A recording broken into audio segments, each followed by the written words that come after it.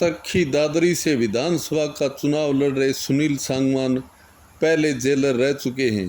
उन्होंने पहली रात को जेलर पद से त्यागपत्र दिया और दूसरे दिन मनोहर लाल खट्टर ने उनको विधानसभा का टिकट थमा दिया। इस प्रकार से भारतीय जनता पार्टी ने एक इस प्रकार के व्यक्ति को टिकट दिया है जिन्होंने राम रहीम की 3 बार अर्जी को खारिज किया।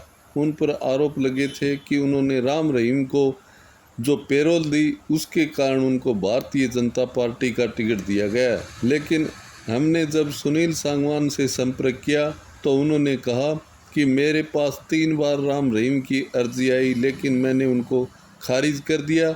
लेकिन उन्होंने दूसरे पायदान से जब अपनी अर्जी लगाई तो उनको पैरोल मिल गई, उसके अंदर मेरा कोई रोल नहीं था। इस प्रकार से सुनील सांगवान ने स्पष्ट कर दिया कि मैं किसी भी अपराधी के साथ नहीं हूं। और उनसे पूछा गया कि आपने जेलर पद से त्यागपत्र दे दिया और आप तुरंत राजनीति के अंदर आ गए, तो ऐसा क्यों हुआ?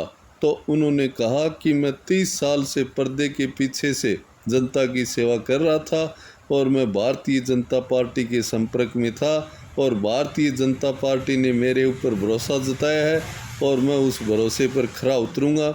इस प्रकार से चरखी दादरी के अंदर सुनील सांगवान का एक तरफा नाव दिखाई दे रहा है और लोगों ने बताया कि मनीषा सांगवान है वो सुनील सांगवान के सामने हल्की दिखाई दे रही है, यानी कि उनका जो जन सैलाब है उसके अंदर उनको समर्थन नहीं मिल रहा है। सुनील सांगवान के पास में ज़बरदस्त जन माहौल दिखाई है और उस जनता के अंदर अच्छा खासा उत्साह दिखाई दे रहा है।